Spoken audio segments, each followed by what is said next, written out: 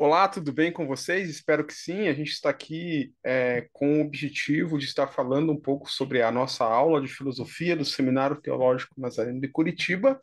E nós queremos aí, nessa aula, fazer um resumo geral daquilo que nós temos visto até o presente momento. Lembrando que essa aula de introdução à filosofia, ela não tem o caráter de nos formarmos um filósofo ou alguém especialista em filosofia, mas é uma introdução a essa ciência tão importante que conversa tanto, né, com a teologia. Como o nosso estudo ou a nossa formação, o objetivo do nosso curso de teologia é formação ministerial, nós estamos aprendendo alguns pontos básicos da filosofia, questão dos tempos, dos personagens, das teorias, e tentando aplicar esse conhecimento na nossa teologia e principalmente no nosso ministério, a fim de que, quando surgir a oportunidade da gente poder levar o evangelho a essas pessoas que têm algum pensamento diferente aí, referente à teologia cristã, referente à teologia de santidade, e alguns argumentos que esses utilizam,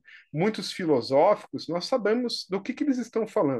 Nós temos aí, então, o conhecimento daquilo que eles estão mencionando, falando, refletindo, e assim nós podemos orientar conforme a palavra de Deus, conforme o direcionamento, e dialogar mesmo, e talvez debater o sentido bom da palavra, né? Mostrar as nossas convicções e a razão que nós temos crido em Jesus Cristo, além da nossa experiência com Cristo, a razão que vai falar tanto nessas aulas que nós estamos aprendendo. Então, a filosofia, como foi dita já anteriormente nas nossas aulas presenciais, ela explica quase tudo, né? A filosofia ela vem questionar aí a questão da existência, dos porquês, porém, quando ela entra no ramo da fé, ela não vai conseguir ter uma resposta objetiva, porque é fé, muitas vezes abstrato, mas mesmo assim, na parte abstrata, na parte da fé, alguns pensadores, eles têm algumas teorias que formalizam isso, né, para que a gente possa ter um entendimento por que que nós acreditamos, por que que essa experiência ela é real, por que que é a razão.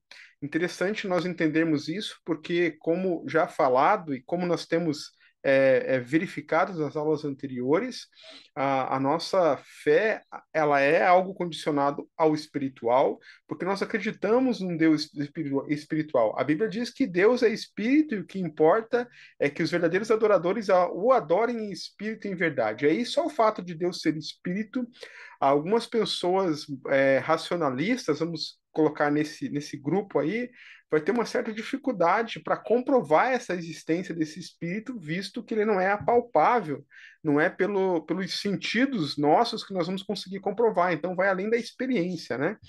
E isso a filosofia vem falar um pouquinho nessa questão de como os pensadores chegaram a determinadas conclusões e alguns grupos acham isso verdade e acabam até tirando a centralidade da Bíblia, a centralidade de Deus. Isso estou falando até para os próprios cristãos, achando que essa teoria, porque alguém pensou, sistematizou, é a correta.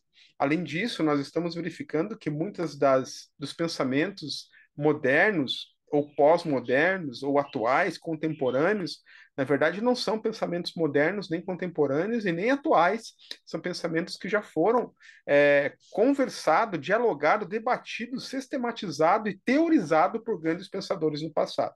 Então vamos fazer um resumo. A ideia dessa aula hoje é a gente dar uma pincelada em todos os assuntos que nós já verificamos até aqui, na primeira semana e no início dessa segunda semana de aula, e que você possa aí compreender e ter de novo, né, nesse resumão, alguns pontos que talvez passou batido e você possa aí observar. Lembrando novamente que o nosso curso é apenas de 2 semanas, são 10 aulas, né, de 4 horas aí, diárias, mas ainda assim, para um curso de introdução à filosofia é muito pouco. Por isso, é importante nós aí, de alguma maneira, também buscar um conteúdo a mais, biografias a mais, para que a gente possa ser relevante no assunto e não ficar no raso apenas nas aulas. Então vamos lá, eu vou apresentar aqui o material muito simples, mas eu acho que nos ajuda a pensar e de como verificar isso, né? Então vamos lá.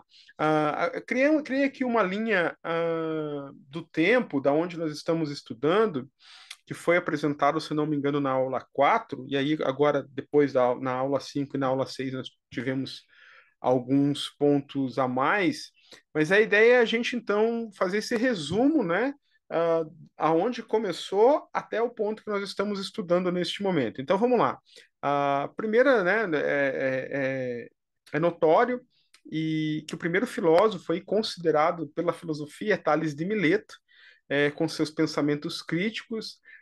Aí começa a questão da filosofia e do nascimento com a base no que eu tenho que visualizar, eu tenho que sentir, eu vou depois fazer uma análise crítica e aí eu vou tomar uma decisão. Então seria basicamente isso, né? Que os primeiros filósofos, até hoje, a filosofia ela vai falar isso, né? Eu tenho um senso crítico nas análises daquilo que está acontecendo. Então eu observo e depois eu raciocínio para daí eu ter um ponto de vista. E é isso que começou lá na Idade Antiga. O primeiro filósofo considerado é Tales de Mileto. Tales de Mileto tem uma teoria bacana, né? Que ele fala que a centralidade da vida é a água. E nós conversamos sobre isso, e eu acho interessante esse ponto, porque ele vai determinar em uma das suas teorias que a água determina toda a existência da vida. E isso numa época antiga, onde não existia os estudos hoje realizados. Ou seja, da observação dele na natureza com a água, na observação dele nas suas experiências, no sentido que ele tem que ingerir água, e na experiência que ele viu depois até das pessoas morrerem, que tinha ali uma carne, e aí quando as pessoas morrem, elas secam, essa água sai, faz as pessoas virarem ossos, ele entende que a água é a centralidade da vida para ele. Se a gente for olhar muitos séculos depois, é comprovado, né, que a Terra, ela três quartos da Terra é água, coberto por água. O corpo do ser humano, a grande maioria dele, da matéria, também é água, ou sim. Ou seja, essa observação que ele faz não está totalmente errônea, né? É claro que apenas a água não é a centralidade da vida, mas é um fator muito importante. Então, Tales de Mileto, né, é um filósofo pré-socrático que é o primeiro filósofo que nós temos aí registros e que a galera da academia de filosofia vai considerar como o primeiro filósofo, Tales de Mileto. Logo depois vem os pré-socráticos, eles vão fazer ali alguns pontos, né, descoberta, observação e raciocínio. Então, aqueles que eles descobrem com um pensamento crítico, eles vão observar e depois criar aí a questão do raciocínio. Logo nessa fase aí pré-socrática, então começam a criar pensadores críticos e as coisas começam a sistematizar. Os pensadores, os sábios, os filósofos da época começam a estudar a gramática, a matemática, tendo como ponto aí de equilíbrio e de partida para as outras ciências, e também muito forte a oratória e a retórica. Eles aprendem a debater e convencer as pessoas. E aí, através dessa ciência, da filosofia, do pensamento crítico, da observação, do raciocínio, eles começam a entender que alguns pontos que eles mexerem com as pessoas, seja no seu emocional ou no seu cotidiano ali, que vai chamar a atenção deles, isso vai trazer ali a atenção daqueles que estarão ouvindo isso. E aí, então, começa os pensadores a terem amplo conhecimento e dominar a arte da oratória e da gramática, ou seja, as escritas e também a arte do discurso. É aí que nós estamos falando dos políticos, da democracia grega, aonde é o berço, né, da democracia e a arte de se fazer política através da oratória e debates. Então, quando a gente vê esses discursos hoje inflamados de alguns políticos, na verdade não é algo novo, né? Isso lá da época pré-socrática já estavam realizando isso. E dessa corrente vem os determinados aí, os chamados sofistas, que é um grupo de filósofos sábios, conhecedores do seu tempo, que acabam aí vendendo esses cursos, vendendo esse conhecimento para as pessoas que queiram aprender a debater, a aprender a se pronunciar bem e a mexer com o povo. Então, os políticos, as pessoas ali que queriam engajar nesse sentido de governança e tudo mais, faziam esses cursos com esses sofistas, vendiam o conhecimento. E aí Sócrates surge nesse momento. Sócrates aí talvez o grande pensador de todos os filósofos, aí eles vão beber muito dessa fonte de Sócrates, e ele é contra isso. E a história conta que ele foi amplamente punido até por isso, por criticar os sofistas de venderem esses cursos, esses conhecimentos, porque nesses cursos, nesses treinamentos de oratória, eles ensinavam também muito a manipulação do povo. Então não tinha uma razão óbvia que eles iriam lá ensinar as pessoas a defender, ó, você observa, raciocina e o teu argumento vai ser esse através da razão. Não. Além disso, eles faziam o seguinte: você observa, raciocina, se não tem muita razão, vê aquilo que mexe com o povo, vê aquilo que eles querem ouvir e da maneira que eles querem ouvir, e aí você vai falar de uma maneira que eles possam compreender que você está falando algo que vai acrescentar para eles uma manipulação. E aí Sócrates acaba chamando eles de charlatão, e Sócrates, né, o grande filósofo, acaba sendo condenado à morte porque ele vai debater com os sofistas e ele aí acaba tirando onda com esse cara, com esses caras, né, com esse grupo no tribunal do júri. Isso não pega mal e ele é condenado à morte através de tomar, né? Ele acaba tomando um veneno e aí acaba o fim de Sócrates. Mas Sócrates, um grande filósofo, um grande pensador, já existiam os seus discípulos e o principal discípulo de Sócrates é Platão. Então, depois da era pré-socrática Sócrates, vem a era então de Platão. Platão foi um discípulo de Sócrates.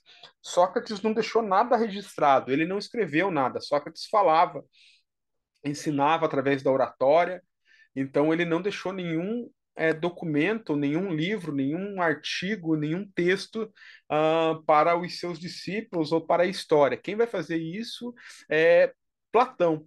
A grande parte do que nós conhecemos sobre Sócrates vem desse filósofo Platão, que foi discípulo dele, e ele aí tem uma característica interessante, né, da questão da razão. Ele vai pregar muito isso, a questão da razão, de provar as coisas, e ele é considerado o pai, né, o fundador da academia. Então, quando nós falamos de academia, de universidade, de escolas, a academia aqui no sentido de reunir as pessoas para ensinar e que as pessoas podiam pensar e criar ali uma sistemática de ensino e aprendizagem e colocar em prática, isso era academia e foi formada, fundada por Platão.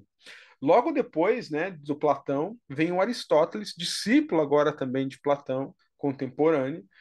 Aristóteles, ele é um grande pensador, ele vai sistematizar a filosofia. O grande legado de Aristóteles é pegar o que aquilo os pensadores já tinham dito, escrito, falado e sistematizar os seus pensamentos. Então, Aristóteles foi fundamental para que a filosofia hoje possa existir num sentido de pensar e filtrar os pensamentos, começa com Aristóteles. Diferente do seu mestre, do seu mentor Platão, Aristóteles ele não só defendia a razão, mas ele também tinha a questão do empirismo, né? Das experiências formarem também ali argumentos para que possa decidir ou ter uma razão nisso. Então, Platão ele era totalmente pela razão no sentido de comprovação, e Aristóteles, o discípulo dele, acaba então pensando um pouco diferente, não só a razão, mas também a experiência é importante. Aristóteles foi o conselheiro de Alexandre o Grande, né? Depois da morte de Platão, a história fala que ele volta para Macedônia, ele sai da Grécia, volta para Macedônia, sai de Atenas, né?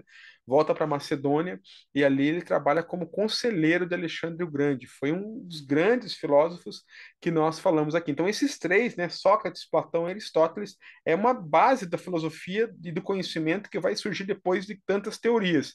Nós vamos ver agora, a partir de Aristóteles, algumas questões de alguns pensamentos, pensadores, teorias, que é muito baseado no que esses três pensavam. E aí, claro, né, com a informação, com o conhecimento vai expandindo. Então, depois de Aristóteles, nós estudamos, nós estamos falando de introdução à filosofia. Nós não conseguimos, nessas 2 semanas, falar de todos os filósofos e todos os tempos. É impossível. Então, nós estamos focando, de acordo com o nosso sílabo do STNB, aqueles pontos principais que nós temos que ver, que nós acreditamos que vai gerar aí uma prática no nosso ministério na questão de conhecimento da filosofia. Depois de Aristóteles, nós presenciamos, então, a era dos epicureus e estoicos. Eles começam lá no século 3 antes de Cristo e vão até ser contemporâneos de Jesus no tempo bíblico. Nós lembramos que o apóstolo Paulo, no livro de Atos, capítulo 19 até o 21, se não me falha a memória, depois se confronta lá, ele vai falar que ele teve aí um encontro com os filósofos epicureus e estoicos lá em Atenas, quando ele está na sua terceira viagem missionária. Ele está caminhando e ele vê lá, né, levam ele ao Aerópago, e ali ele encontra ali vários altares aos deuses, e tem um altar ali em branco, sem ninguém, ao Deus desconhecido está a placa. E aí Paulo vai falar que, na verdade, ele detém o conhecimento sobre esse Deus desconhecido e apresenta a Jesus para os atenienses. Muita conversão, muitas pessoas entregando a vida para Jesus, mas os epicureus e os estoicos ficaram furiosos, achando que ali tinha um charlatão ou alguém que estava vendendo uma coisa que era fora dos pensamentos deles. Eles debateram com Paulo e não conseguiram aí, através do campo de ideias, vencer Paulo no debate, que estava cheio do Espírito Santo, que tinha a razão da palavra de Deus, da Bíblia Sagrada, conhecia, era um cara pensador, inteligente, criado aos pés de um grande pensador chamado Gamaliel, e além disso tinha o Espírito Santo. Então os epicureus e os estoicos não conseguiram combater ele no campo de ideias e acabaram o agredindo, conforme a Bíblia diz, e expulsando ele de Atenas. Então esse encontro, né, de epicureus e estoicos está relatado no livro de Atos. É interessante falar isso porque você vê que eu falei que, né, ele gera tanto os epícuros como os estoicos, eles vão aí de alguns séculos com essa doutrina falando sobre o que eles pensam. Então, basicamente seria isso, né? Os epicureus, eles buscam equilíbrio, eles têm a questão de que não pode ter em excesso as coisas, tem que ter um certo equilíbrio na felicidade, mas precisa existir a felicidade, precisa existir o prazer. Então, os epicureus, eles vão com a ideia de que é necessário você sentir prazer, com forma de equilíbrio, mas você tem que se alimentar bem, você tem que ter um relacionamento amoroso, dentro daquilo que você acha correto, dos princípios, mas tem que existir. Você não pode passar fome, você não pode sentir necessidade de prazer, de ter alguma coisa. Seria para os dias de hoje mais ou menos assim, né? Você tem que ser casado, você tem que ter tua casa, tem que ter um carro bacana, um carro, no mínimo um carro popular, e tem que ter momentos de lazer além do trabalho. Seria mais ou menos isso que os epicureus estão falando. Então, uma vida sem esses prazeres, sem esse pouco de felicidade, não seria algo interessante e você não seria feliz. Da outra linha, os estoicos, eles já pensam diferente, eles falam questão do controle das emoções. Então, os estoicos, eles vão falar o seguinte, que para você ser feliz ou ter a razão, ser um sábio, você tem que controlar a sua emoção. Mesmo se você sinta muito prazer, muita alegria, que você esteja ali muito feliz com alguma coisa que aconteceu, um aumento, uma promoção, um casamento, etc., você tem que se controlar. A partir do momento que você fica muito feliz por causa disso, você não está tendo o controle da razão, logo você não é uma pessoa sábia. Isso é apenas que pode lhe prejudicar a muita felicidade ou muito prazer, pode trazer consequências para a sua vida. Do mesmo modo, quando você está passando ali por necessidades e dificuldades, você também não pode ficar sofrendo tanto assim. Você tem que conseguir controlar esse sofrimento, essa dor, para que você possa controlar essas emoções e ter uma razão e felicidade. Se você fica sofrendo muito com a dor, com a dificuldade, você está sem razão e você não vai conseguir aí a sabedoria. Então ele busca esse equilíbrio. Interessante, né, que a Bíblia fala que nós temos que controlar as nossas emoções. Paulo fala que ele sabe vivendo pouco como vivendo muito, mas nós entendemos como cristão e como na nossa teologia armínio-wesleyana, nós vamos chamar isso ou encontrar isso dentro do fruto do Espírito relatado em Gálatas, mas nós acreditamos que essa capacitação para viver de uma forma a controlar as nossas emoções, ela só é capaz no ser humano corrompido através do pecado original, nossa natureza decaída, através do Espírito Santo. Então, através do Espírito Santo, nós teremos essa capacitação de conseguir controlar as nossas emoções.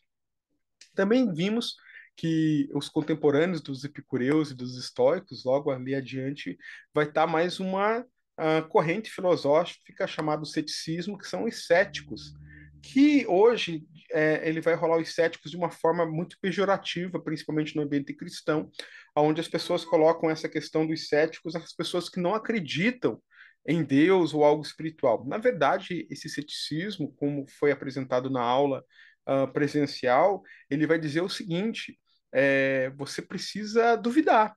daquilo que você não tem convicção. Você precisa verificar se aquilo é verdadeiro, se aquilo realmente faz sentido e tem uma comprovação, ou se isso é uma ideia ou uma emoção de alguém que está sentindo e não tem razão, não tem argumento para dizer que isso é verdade.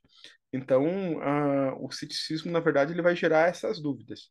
Entendemos que essa dúvida ela pode ser boa como ruim agora no ambiente ministerial e cristão nosso da teologia que nós estamos estudando. Nós não podemos acreditar e confiar em tudo que nos passam, mesmo sendo pessoas que nós temos carinho ou respeito, isso não basta para a gente afirmar que nós acreditamos dessa maneira ou dizer que isso é de Deus ou não. Nós precisamos analisar, nós precisamos colocar isso em xeque de acordo com aquelas nossas experiências, a palavra de Deus e nossos ensinamentos, e aí, com base nisso, nós observamos, raciocinamos, como a filosofia antiga lá no início nos dias, os pré-socráticos, e aí nós tomamos um ponto de vista, não, isso realmente de fato é. O que acontece também é que um dos problemas do ceticismo é que tudo eles vão acabar colocando em dúvida. E aí nós temos um problema, porque nós vivemos pela fé. Lembra que eu falei no início dessa aula, e nós temos repetido isso? A filosofia explica quase tudo, mas quando chega na hora da fé, ela não vai ter uma resposta imediata, porque é fé, né? É convicção daquilo que a gente não consegue comprovar ou materializar, é muito abstrato. Então, tem coisas que eu entendo como cristão e na minha experiência como com vida com Deus que acontecem pelo fato do querer de Deus. Até tem respostas, tem argumentos para mostrar o porquê aconteceu, mas naquele momento aconteceu, e depois que eu acabo entendendo o porquê que aconteceu e vejo que realmente foi de Deus. Então, simplesmente duvidar de tudo também é um problema se a gente não tiver esse equilíbrio. E aceitar de tudo sem duvidar também é um problema. Por isso, novamente, né, nós temos que ter esse equilíbrio. Depois que nós passamos aí pelos epicureus, estoicos e céticos, nós vamos ver entrar na filosofia medieval. Essa que é uma filosofia para nós cristãos fantástica, onde vai surgir grandes pensadores que vão falar a questão da doutrina cristã junto com a filosofia e pensamento crítico.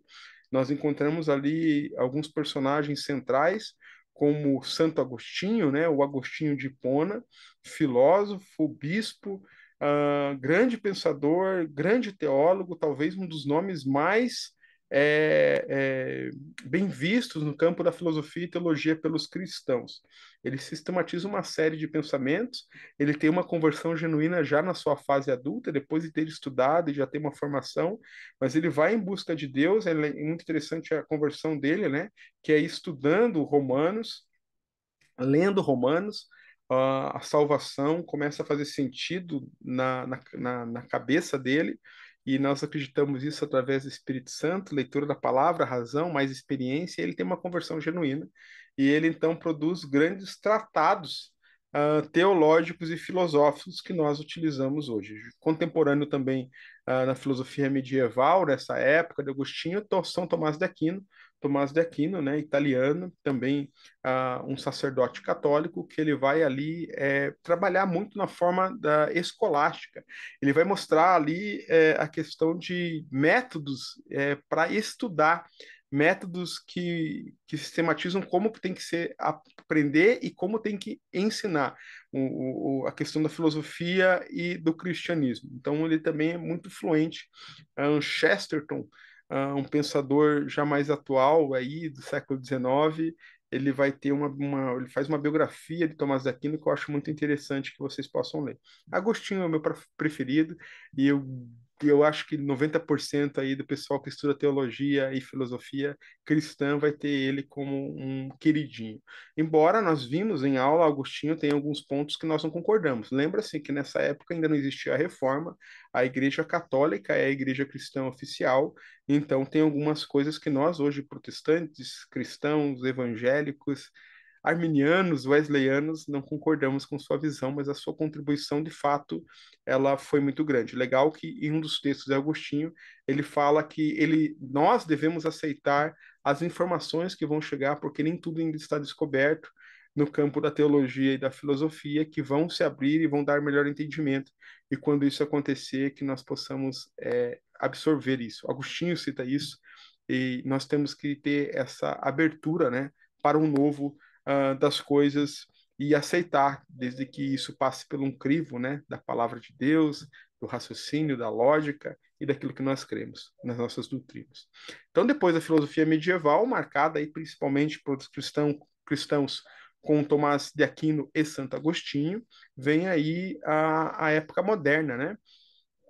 Nós saímos então da era medieval, Idade das Trevas, como também é falado, um tempo muito difícil, de muitas doenças, de muitas guerras e lutas. Vamos para a era moderna, onde vai acontecer revolução industrial, uma série de descobertas, tecnologia e tudo mais. Dentro dessa era moderna, nós podemos destacar aí algumas correntes, né, que foram muito fortes e que até hoje são mencionadas, estudadas, faladas e aí até pregadas, né? Então nós vamos falar sobre os racionalistas, os seus principais nomes aqui é Descartes e Spinoza, né? René Descartes e Spinoza. O racionalista ele vai puxar muito da questão da vertente de Platão, como nós falamos lá no início da aula. Platão ele era um cara que focava muito na razão. Descartes e Spinoza ele vai para a razão. Ele não vai aceitar um convencimento de que você simplesmente aceite por aceitar, baseado numa sua experiência ou na sua emoção. Você tem que usar o raciocínio, uma prova, um argumento científico que possa aí balizar, né, a sua ideia, o seu raciocínio. Isso que os racionalistas vão defender. Ao contrário disso, nós vamos ter o empirismo, aí com John Locke, Hume, que vem mais do pensamento de Aristóteles, puxando da fonte de Aristóteles, que puxa pela experiência. Então, já para os racionalistas, totalmente pela razão, métodos científicos, o empirismo ele vai a questão de falar que tem que ser acreditado à experiência que vai dizer o que é a verdade, o que é a sabedoria. Se eu não tenho experiência só na teoria, isso não serve. Os racionalistas eles vão falar que essa questão de sabedoria, a pessoa já nasce com essa capacidade, e aí basta procurar se desenvolver, que todo mundo tem essa capacidade intelectual. Já para o empirismo, é diferente. Ele acredita que John Locke faz até uma ilustração muito conhecida sobre a tábula, né? Onde seria uma tábua de madeira, um disco de madeira com uma cera, onde ali, com o tempo, você vai escrevendo e colocando as suas experiências. E ele diz que assim é a nossa vida. Uma tábua de cera em branco quando você não tem experiência. Conforme você vai vivendo, você vai tendo essas experiências e vai gravando nessa tábua, nessa cera. Se você não tem experiências, você não vai ter conhecimento. Então, para os seguidores do empirismo, eles vão entender que é o seguinte, que é a experiência que vai dar aí a base para que você possa acreditar e ter razão em determinados assuntos, onde vai ter uma decisão, né? Então, aí há uma guerra, há uma polarização gigante. Eu acho que a primeira grande polarização do mundo. Então, existe um pessoal racionalista, a razão, tem o pessoal do empirismo, experiência, eles acabam não concordando. Aí vai entrar um filósofo depois chamado Kant, um dos grandes pensadores, e ele fala o seguinte: ei, nem o racionalista e nem o empirismo está correto, e nenhum dos dois também está errado. Na verdade, é uma junção dos dois. Tanto a razão como a experiência são importantes. Em alguns momentos, a razão tem que ir além da experiência. Em alguns momentos, a experiência tem que ir além da razão. Então, quando essas duas vertentes se julgam e não são tomadas decisões só por emoção ou decisões só pela razão, porque envolve ali características abstratas, talvez, que a razão, o método científico não consegue comprovar. Isso tem que ser pensado e tem seu valor. Não é uma pessoa ignorante se fazer dessa maneira também. Eu até dei um exemplo na aula sobre um chocolate, né? Eu posso aqui comer um chocolate e eu pegar e falar para vocês, ó, esse chocolate é bom. O racionalista vai perguntar para mim com que base que eu falo que o chocolate é bom. E se eu falar para ele, ó, com base que esse chocolate é um chocolate de marca, de uma marca muito conhecida, eu paguei muito caro nesse chocolate, aqui está dizendo que ele é 70% cacau, ele não é tão adocicado, ele é meio amargo, que agrada o paladar de muitos, então realmente ele é bom. E aí a pessoa racionalista, com base nessa descrição que eu dou, quase científica, ele vai falar, poxa, realmente esse chocolate pode ser bom. Já uma pessoa no empirismo, quando eu falo assim, ó, esse chocolate é bom, e ele vai falar para mim, como é que você sabe que isso é bom? Se eu falar isso para ele da teoria dos 70%, ele vai falar, mas isso não justifica. Será que é bom mesmo? Será que 70% é bom? Agora, quando eu chego para ele e falo, cara, eu comi esse chocolate, meu paladar ficou exatamente muito agradável, nossa, eu senti algo muito bom. né, no meu sentido aqui, e realmente esse chocolate é bom porque eu provei, eu tive essa experiência. E aí o pessoal do empirismo vai falar, poxa, eu confio porque você experimentou isso, então você tem aí argumentos para dizer que é bom mesmo. Como eu não provei, eu não posso dizer, mas se você provou, teve essa experiência e achou que é bom, então realmente o chocolate deve ser bom. Então é essa a diferença. Qual que está certo? Nenhum dos dois, gente. Para uns, o 70% é bom, para outros, o 70% de cacau não é bom. Para uns, a experiência de que tem o gosto parecido com o meu, vai achar que o chocolate é bom, mas aquele que não gosta ou tem um gosto diferente do meu, de preferência, vai falar que não é bom. Então, por isso, nesse argumento muito tolo que eu inventei, você acaba entendendo um pouquinho o raciocínio desses, né?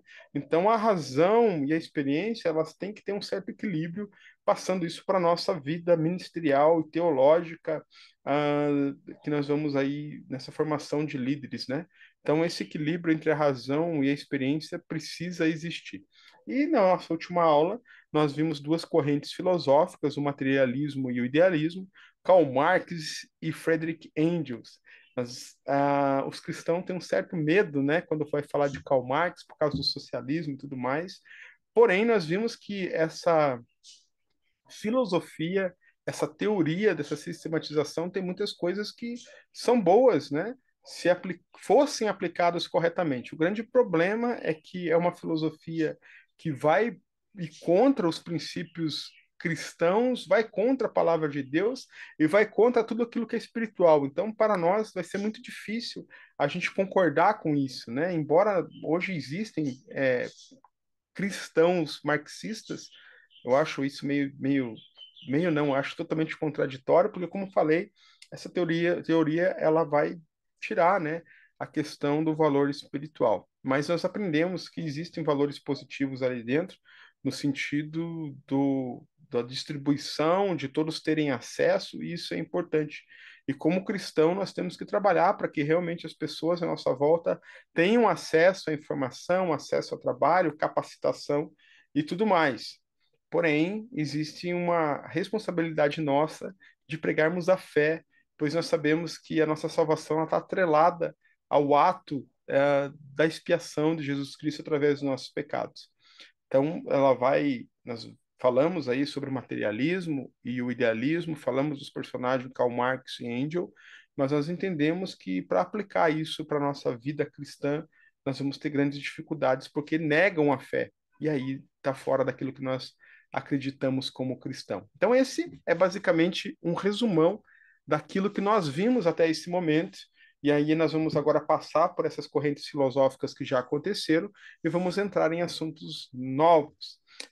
Eu espero que você possa ter aí recapitulado de uma maneira muito simples que eu passei aqui aquilo que nós já conversamos em aula e possa aí ter alguma valia para a sua vida isso também. Ok? Deus abençoe a sua vida. Até a próxima, se Deus assim o permitir. Abraço.